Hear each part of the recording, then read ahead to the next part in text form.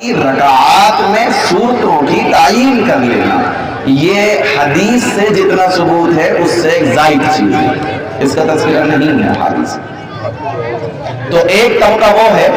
جس نے اس رات کی فضیلت کو مانا اور جتنا ثابت ہے اس سے بڑھ کر مانا۔ شریعت اسلامیہ اس کی اجازت نہیں دیتی، شریعت اتنا کہتی ہے کہ جتنا ثابت ہے اتنا ماننا بھی ضروری ہے، اور جو ثابت نہیں ہے اس کو نہ ماننا بھی ضروری ہے۔ میں نے شروع میں آیت پڑھی ہے، اللہ پاک نے ارشاد فرمایا ہے ما آتاکم الرسول فخذوہ، جتنا نبی علیہ السلام دے کر گئے اس کو تو لے لو، وما نہاکم عنہ فانتہوا، جس سے روک کر چلے گئے اس سے رک جاؤ، واتقوا اللہ، اللہ سے ڈرتے رہو، ان اللہ شدید العقاب، اللہ کی پکڑ میں وہ سخت ہے۔ تو ایک طبقہ وہ ہے جو اس رات کی فضیلت کو ثابت شدہ فضیلت سے اوپر بڑھا دیتا ہے، یہ بھی غلطی پر ہے۔ ایک دوسرا طبقہ ہے جس نے اس رات کی فضیلت کو سرے سے بالکل نکار دیا، اس نے یہ اعلان کر دیا اس رات کی کوئی فضیلت نہیں ہے۔ جن احادیث میں اس رات کی فضیلت کا تذکرہ ہے وہ احادیث درجے کے اعتبار سے مقام صحت پر نہیں پہنچتی، وہ صحیح احادیث نہیں ہے بلکہ ضعیف ہیں۔ اہل علم بیٹھے ہیں، سمجھتے ہیں، سب جانتے ہیں کہ صحیح حدیث اور ضعیف حدیث کا کیا معاملہ ہے۔ میں آپ کو سمجھانے کے لیے اشارے میں ایک مثال کے ذریعے بات کروں گا، ورنہ یہ بات تو کلاس میں طلبہ کو سمجھانے کی ہوتی ہے۔ آپ اچھی طرح سے یہ بات بٹھا لیں اپنے دماغ میں کہ نبی اکرم صلی اللہ تعالی علیہ وسلم نے جو کہہ دیا وہ ضعیف اور کمزور نہیں ہوتا، وہ سب صحیح ہی ہوتا ہے۔ نبی پاک علیہ السلام کی ہر بات صحیح ہے۔ میرے اور آپ کے یا کسی بھی مسلمان کے دل دماغ میں اگر یہ تصور آ گیا نعوذ باللہ کہ نبی کسی موقع پر کمزور بات بھی کہتے تھے تو ایمان خطرے میں آ جائے گا۔ نبی ہر بات ہر موقع پر جو فرماتے تھے وہ صحیح ہوتی تھی، اسی لیے دور نبوت میں کوئی حدیث صحیح یا ضعیف نہیں ہوتی تھی۔ دور نبوت میں ہر حدیث صحیح ہی ہے۔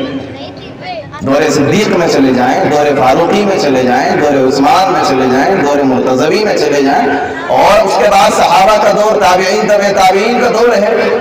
یہ سب نہیں ہوتا تھا۔ یہ آگے چل کر تقریباً نبی علیہ السلام کے 150 سال کے بعد جب درمیان میں ایسے لوگ آ گئے کہ جن کے تقوی کو لے کر، جن کی زندگی کو لے کر ان پر سوالیہ نشان لگا ہوا ہے، تو اس کی بنیاد پر نبی علیہ السلام کی حدیث کی درجہ بندی کی گئی ہے۔ میں ایک مثال دیتا ہوں، یہاں بیٹھ کر کوئی عالم دین کوئی بات بتلائے، ٹھیک ہے، یہاں سے مجمع سے کوئی بندہ اٹھے اور اپنے گھر جا کر یا اپنے محلے میں کہیں دور جا کر یہ کہے کہ آج مدرسہ معارف القرآن کے برابر میں ایک اجلاس ہو رہا تھا، وہاں ایک مفتی صاحب نے یہ بات کہی ہے، اور جو بندہ اس بات کو نقل کر رہا ہے پورا محلہ جانتا ہے کہ یہ جھوٹا انسان ہے، نماز بھی نہیں پڑھتا، روزہ بھی نہیں رکھتا، تو اگرچہ اس نے یہاں کی مفتی صاحب کی بات کو صحیح نقل کیا ہو پھر بھی دوسرا بندہ یقین نہیں کر رہا۔ کیوں؟ اس لیے کہ جو بتا رہا ہے اسے سارا معاشرہ جانتا ہے، اسے جھوٹ بولنے کے علاوہ کچھ کام ہی نہیں ہے، جھوٹ ہی بولتا ہے،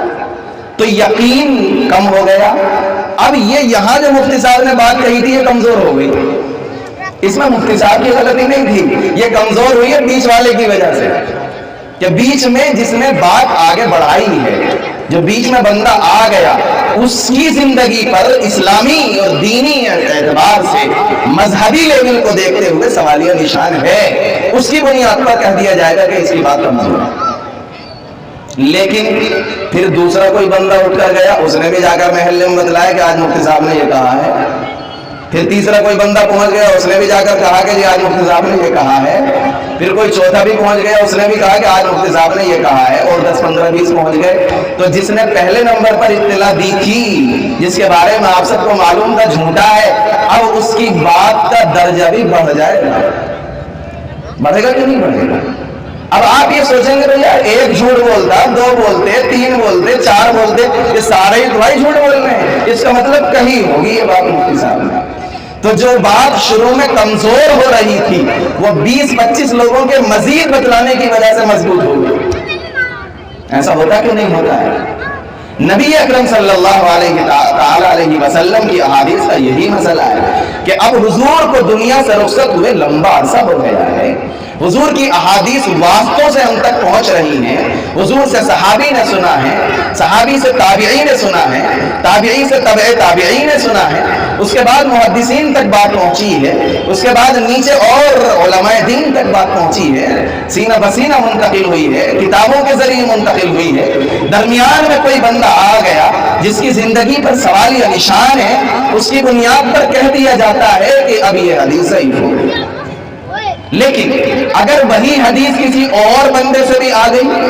کسی اور نے بھی خبر دی کہ ہاں حضور نے فرمایا, کسی تیسرے عالم نے بھی خبر دی کہ ہاں حضور نے فرمایا, کسی چوتھے محدث نے بھی کہا کہ ہاں حضور نے فرمایا, کسی اور تابعی تبع تابعی سے بھی آیا کہ ہاں حضور نے فرمایا, کسی اور صحابی سے بھی نقل ہوا کہ ہاں حضور نے فرمایا, تو اب یہ حدیث جس کو ہم ضعیف سمجھنے لگے تھے ضعیف نہیں رہتی بلکہ حسن بن جاتی ہے, یعنی اس کا درجہ بڑھ جاتا ہے اور اب یہ قابل قبول ہو جاتی ہے.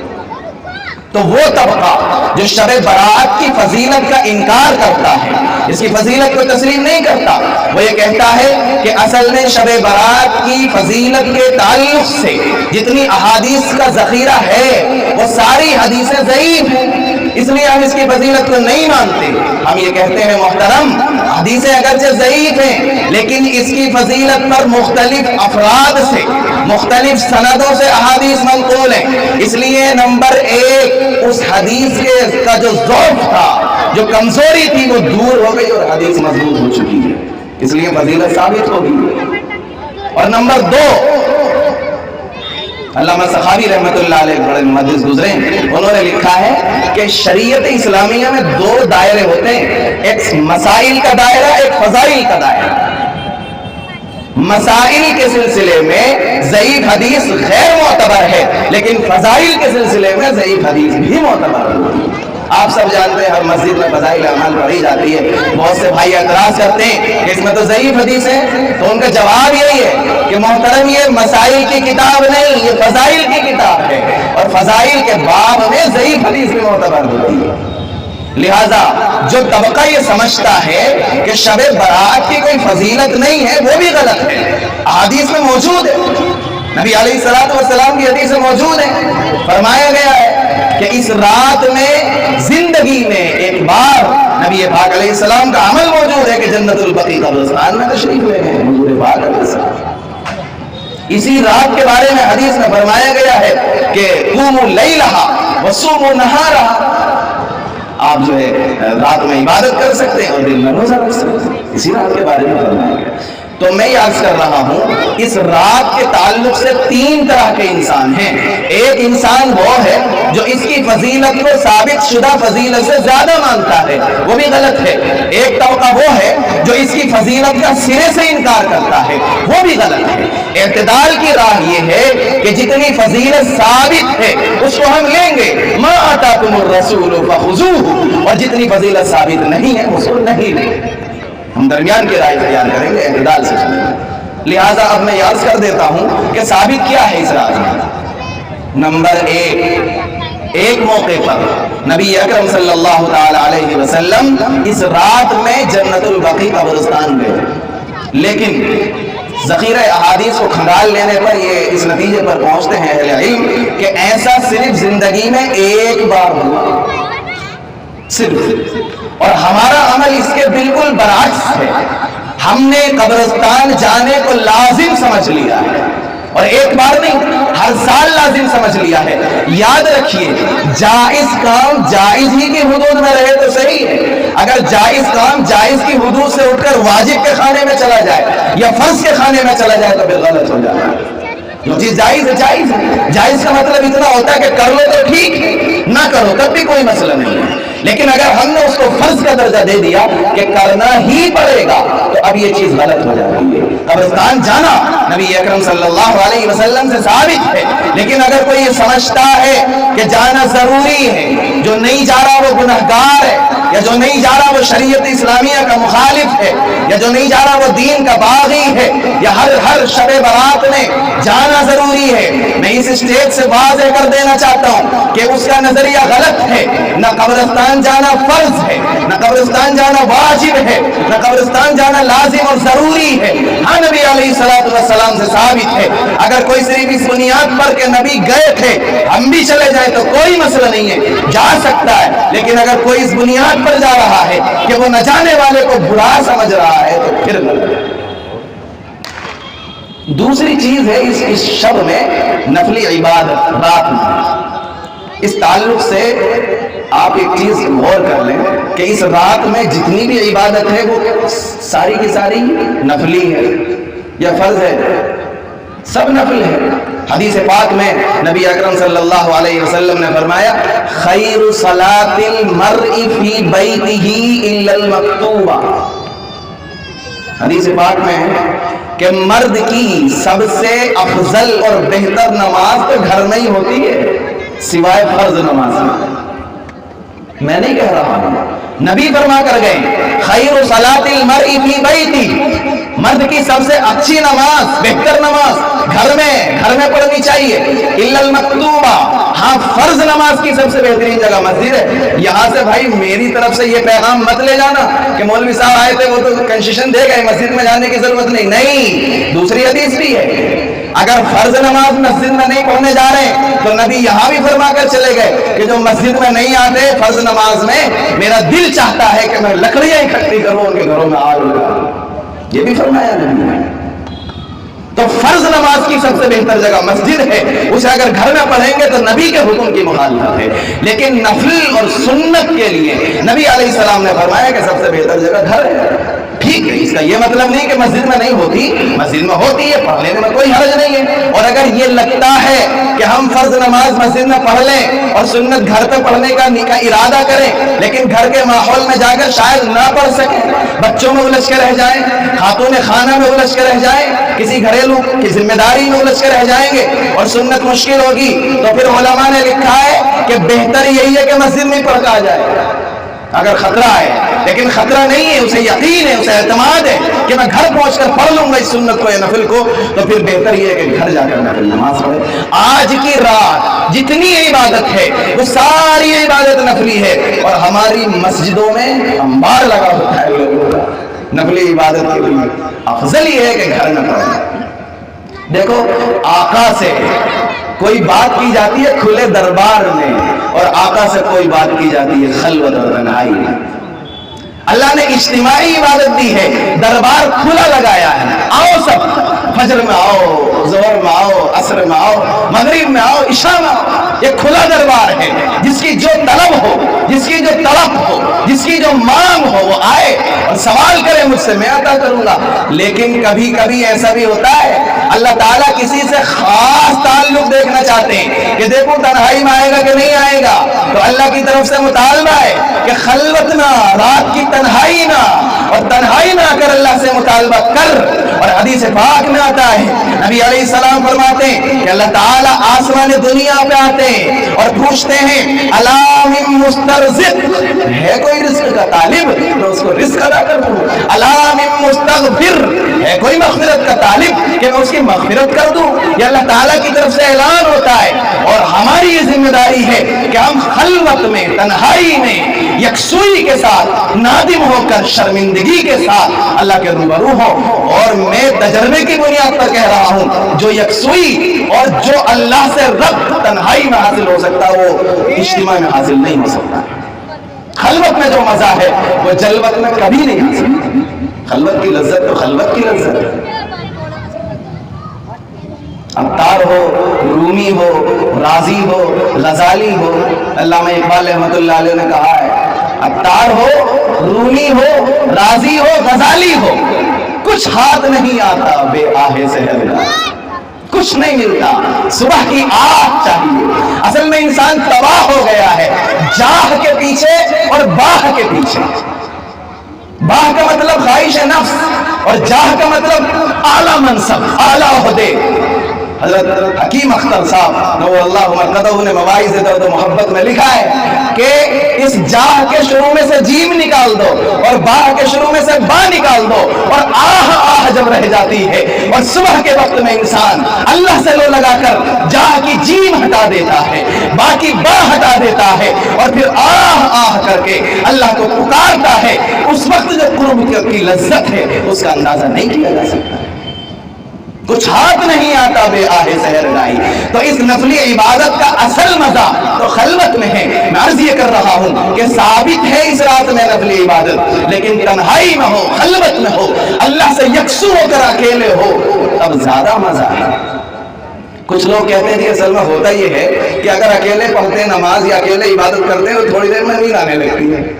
مسجد میں ہوتے ہیں سب کے ساتھ میں ہوتے ہیں تو ایک دوسرے کو دیکھ دیکھ کے شوق بڑھتا رہتا، کرتے رہتے ہیں۔ یہ ٹھیک ہے، ایک نقطہ نکالا ہے کچھ لوگوں نے، عوام الناس نے، لیکن میں ایک سوال اگر یہاں کر لوں تو آپ جواب دے دیں۔ خالصتاً پیور ساری توجہ ایک شکل میں اللہ کی طرف ہو لیکن چند منٹ ہو، اور دوسری طرف توجہ منتشر ہو اور پوری رات ہو، کون سی بہتر ہے؟ کون سی بہتر ہے؟ چند منٹ ہے لیکن مکمل توجہ ہے، اور پوری رات ہے لیکن مکمل نہیں ہے، منتشر ہے، تو تھوڑی والی بہتر ہے۔ حدیث پاک میں فرمایا ان تعبد اللہ کأنک تراہ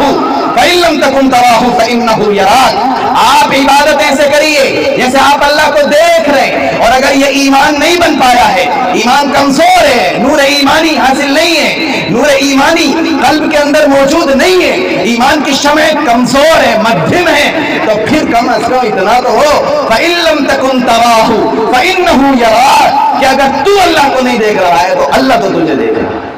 یہ مزہ تو کم سے کم حاصل ہو۔ تو دوسری عبادت ہے کہ اس رات میں عبادت نفلی یہ کر لینی چاہیے، ثابت ہے، لیکن تنہائی میں کرنے کی کوشش کریں، خلوت میں کرنے کی کوشش کریں۔ تیسری چیز ہے اس رات کے گزرنے کے بعد جو اگلا دن آ رہا ہے اس کا روزہ۔ دیکھو اس کے روزے کے تعلق سے ایک حدیث ہے، ضعیف ہے، لیکن اس ایک دن سے ہٹ کر اگر آپ غور کریں، حدیث پاک میں آتا ہے کہ نبی اکرم صلی اللہ تعالی علیہ وسلم نے رمضان کے علاوہ اتنے روزے کسی مہینے کے نہیں رکھے جتنے شعبان کے رکھے، سب سے زیادہ۔ رمضان کو چھوڑ دیجئے، وہ تو فرض ہے، لیکن اس سے ہٹ کر اگر کسی ماہ میں روزے رکھے تو سب سے زیادہ شعبان میں۔ اسی طرح سے ایک حدیث میں آتا ہے ایام 20 کے روزے، یعنی 13، 14، 15 تاریخ چاند کی ہر مہینے۔ تو یہ جو کل کا دن آ رہا ہے یہ شعبان کا بھی دن ہے اور ایام 20 میں بھی آتا ہے، اس نسبت سے رکھ سکتے ہیں روزہ، کوئی برائی نہیں، اچھی بات ہے۔ سوال کیا گیا کہ آخر ایسا کیوں ہے، نبی علیہ السلام شعبان میں کیوں زیادہ اہتمام فرماتے تھے روزوں کا؟ آپ علیہ السلام نے فرمایا کہ اس مہینے میں بندوں کے اعمال اللہ کے دربار میں پیش کیے جاتے ہیں، اور میں یہ چاہتا ہوں کہ میرا عمل جب اللہ کے دربار میں پہنچے تو میں روزے سے ہوں۔ آپ ایک اندازہ لگائیں، غور کریں، جب انسان مجرم ہوتا ہے، مجرم، اور اسے ڈر ہوتا ہے کہ اب میری فائل پہنچنے والی جج کے پاس، خطرہ ہے، اس کی کنڈیشن اگر کمزور ہو، بیچارے نے پتہ نہیں کب سے کھانے نہیں کھایا ہے، بدن کا لباس ہے وہ بالکل اجڑا ہوا ہے، چہرہ دیکھ کر لگتا ہے کہ پتہ نہیں اس پہ کچھ ہے بھی کہ نہیں ہے، ایسا لگتا ہے جج کو دیکھ کر کہ اسے جیل میں ڈال دیا تو جیل کے نام سے مر جائے گا، شاید ابھی جانے والا۔ تو اس کی کنڈیشن کو دیکھ کر، بھوک، پیاس، غربت، مفلسی، فقر و فاقہ، اس کو دیکھ کر جج رحم کر جاتا، ترس کھا جاتا۔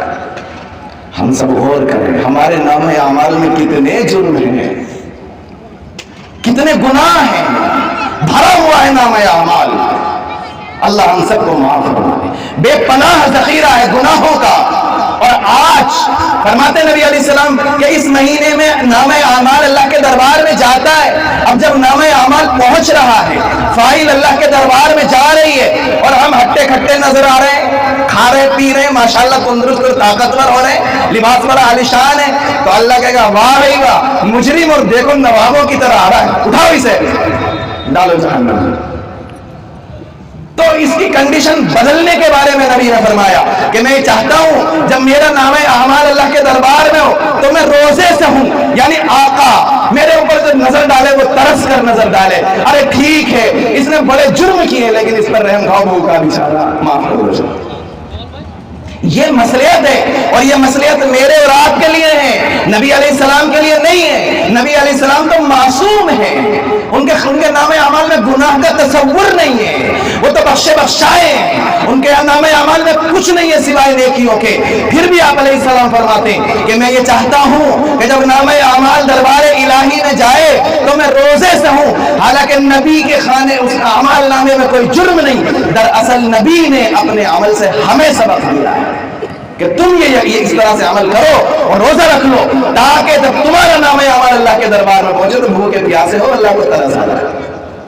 الغرض، یہ تین باتیں ہیں اس رات میں قبرستان جانا نبی علیہ السلام سے ثابت ہے، اس رات کی نفلی عبادت نبی علیہ السلام سے ثابت ہے، اسی طرح اگلے دن کا روزہ اس کا بھی تذکرہ حدیث میں موجود ہے۔ یہ تین ہی باتیں، اس کے علاوہ اور دنیا بھر کی خرافات ہیں، آتش بازی، اللہ کا فضل ہے ہمارے بزرگوں کی محنت سے اسٹیج پر ہمارے شہر میرٹھ کے بڑے بڑے اہل علم موجود ہیں، ان کی توجہ سے، ان کے اخلاص سے، ان کی دعاؤں سے، ان کی محنت سے میرٹھ کی سرزمین پر بہت کنٹرول ہو گیا آتش بازی کے حوالے سے، اللہ کا فضل ہے۔ اور بہت ساری خرافات ہیں، کہیں حلوہ بن رہا ہوتا ہے، کہیں پوری کچوری بن رہی ہوتی ہے، معلوم نہیں۔ ایک صاحب نے مجھے بتلایا کہ جی حلوہ اس لیے بناتے ہیں، ہم نے سنا کہ نبی اکرم صلی اللہ تعالیٰ علیہ وسلم کے دندان مبارک شہید ہوئے غزوہ احد میں، تو حضور روٹی نہیں کھا پا رہے تھے، حضور نے حلوہ بنا کے کھایا تھا، اس لیے ہم بھی کھا لیتے ہیں۔ میری سمجھ میں نہیں آتا کہاں کی اینٹ کہاں کا روڑا،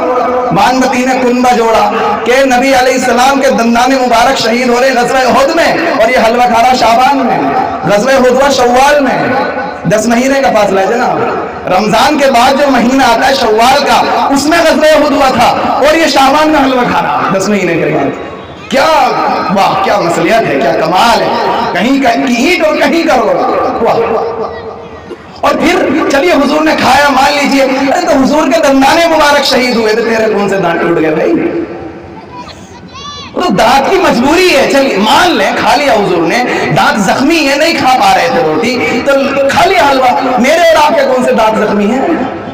تو نہیں کہاں سے اٹھا کے لاتے ہیں ہم لوگ اچھی اچھی دلیلیں۔ الغرض، یہ ساری چیزیں خرافات ہیں، ہمیں اپنے آپ کو ان سے بچانا ہے اور ہمیں آج کی شب میں اللہ سے رو رو کر مغفرت طلب کرنی ہے۔ حدیث پاک میں آتا ہے، میں اس کا ترجمہ مختصر کر کے بات ختم کر رہا ہوں، حدیث پاک میں آتا ہے چند لوگ ہیں جن کی مغفرت اس رات میں بھی نہیں ہوتی۔ ہم سب غور کر لیں، کہیں ہم اس میں تو نہیں آتے، اگر آتے ہیں تو ہم اس سے توبہ کریں تاکہ ہماری مغفرت ہو جائے۔ مشرک کی مغفرت اس رات میں بھی نہیں ہوتی۔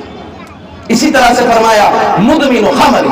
جو شراب کا عادی ہے، اس کی مغفرت اس رات میں نہیں ہوتی۔ اسی طرح فرمایا مسبل ازار، جو ٹخنوں سے نیچے پجامہ رکھتا ہے، اس کی مغفرت بھی اس رات میں نہیں ہوتی۔ اسی طریقے سے فرمایا عاق لوالدیہ، جو اپنے والدین کا نافرمان ہے، اس کی مغفرت بھی اس رات میں نہیں ہوتی۔